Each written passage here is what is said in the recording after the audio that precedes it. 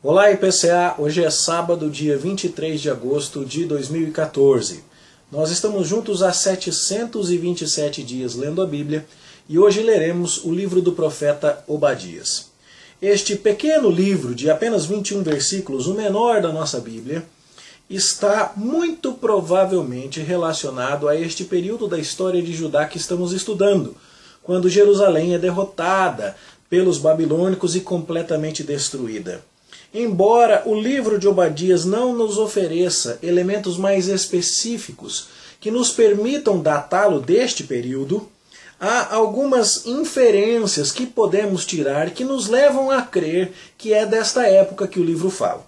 Há apenas uma outra época possível em que edomitas tenham tirado proveito de uma situação desfavorável do povo de Deus, que é mencionada lá no capítulo 8 do segundo livro dos Reis.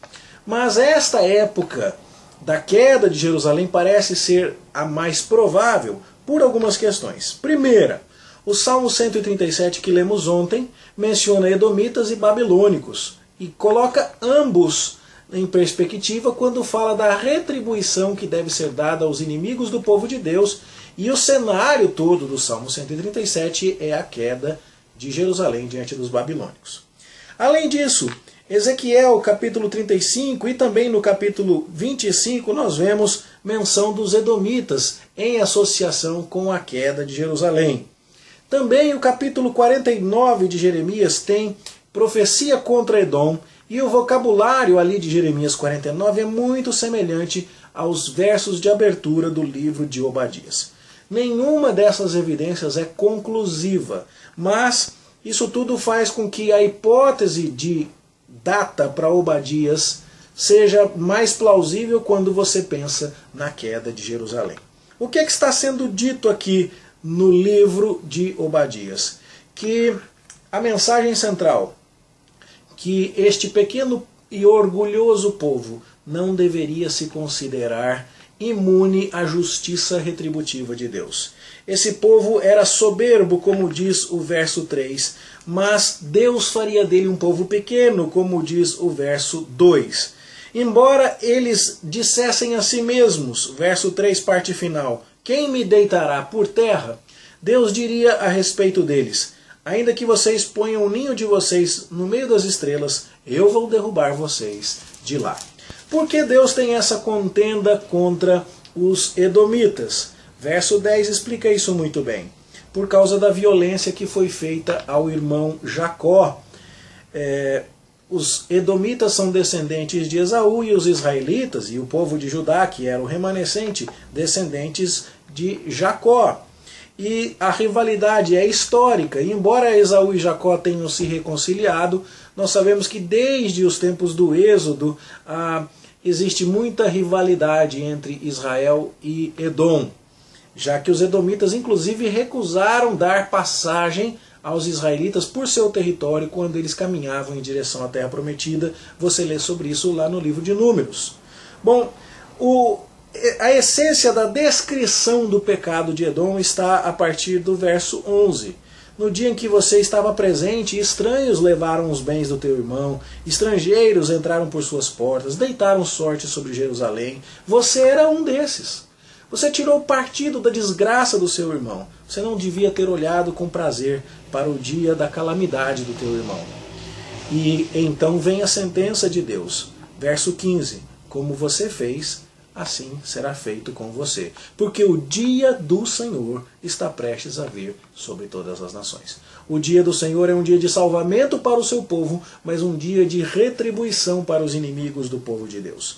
Esses inimigos, diz o verso 16, beberam e brindaram no santo monte de Sião com a queda de Jerusalém, mas agora eles teriam que beber o cálice da ira de Deus, que é mencionado aqui indiretamente no verso 16. Então, até o verso de número 16, Deus está decretando uma sentença contra os edomitas por causa daquilo que fizeram ao povo de Judá, provavelmente, como já dissemos, por ocasião da queda de Jerusalém diante dos babilônicos. A partir do verso 17, Deus começa a descrever a restauração de Judá e uma nova era gloriosa em que o seu povo estará totalmente restaurado. Mas, começa apropriadamente o verso 17, no Monte Sião haverá livramento, o monte será santo, e os da casa de Jacó possuirão as suas herdades. Aqueles que haviam sido desalojados, deserdados, alijados da sua cidade, retornariam ao Monte Santo e retomariam a sua vida e suas posses. Deus restauraria, portanto, o seu povo. E as promessas de restauração aqui são extremamente grandiosas, de tal forma que aqueles que retornassem haveriam de possuir muito mais do que anteriormente possuíam. E o verso 21 termina de forma muito gloriosa a promessa de restauração. Salvadores hão de subir ao monte Sião para julgarem o monte de Esaú, e o reino será do Senhor. Ou seja, é o povo de Israel, o povo escolhido de Deus, que triunfará com Deus naquela cidade santa sobre todos os demais povos, que serão julgados à luz da rebelião que mantiveram contra Deus e da oposição que fizeram contra o povo de Deus. Nesse sentido, portanto, é um livro gloriosamente triunfante e que nos faz menções aqui messiânicas muito específicas e muito claras. Quando o povo de Deus julgar e triunfar sobre todos os inimigos e vitorioso estiver habitando a Jerusalém celestial, a nova Jerusalém, então é que finalmente as promessas de Obadias terão sido cumpridas. É um livro pequeno, mas extremamente tranquilo de compreensão, apesar de rico no seu conteúdo. E nós publicamos no boletim desta semana um texto que diz basicamente a mensagem de Obadias. Por que estudar este livro que talvez seja o menos popular da Bíblia? Porque ele é facilmente dividido. Até o verso 16 é o juízo sobre Esaú, depois, a partir do verso 17, é a restauração para Jacó. Muitas imagens, muitas figuras de destruição, de restauração, um contexto culturalmente relevante para nós, que como igreja continuamos sendo perseguidos pelos inimigos de Deus, e vemos nele a perfeita justiça retributiva de Deus que nos consola, como deveria consolar Judá.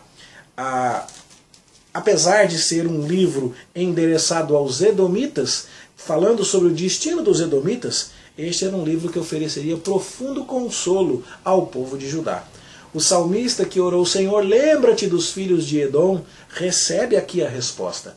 Chá comigo, os filhos de Edom vão ter aquilo que merecem, e vocês, meu povo, serão restaurados.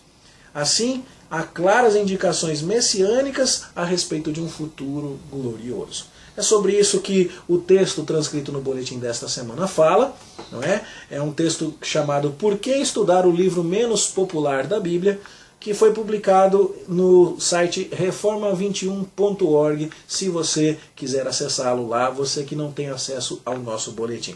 É uma mensagem, creio eu, de fácil compreensão e que espero eu também abençoe profundamente a sua vida e que fale em particular a você que talvez esteja enfrentando perseguições pelo fato de ser cristão. Tenha inimigos pelo fato de seguir a Cristo. No mínimo, todos nós, nesta época, podemos nos lembrar de tudo aquilo que está acontecendo aos cristãos no Iraque. É hora de clamarmos a Deus por eles e de encorajarmos todo o povo de Deus que sofra perseguição em qualquer lugar que seja, a aguardar o dia em que, como termina dizendo o livro de Obadias, o reino será do Senhor. Que essa esperança conforte a sua vida. É a minha oração em nome de Jesus. Bom estudo para você e até amanhã, se Deus quiser.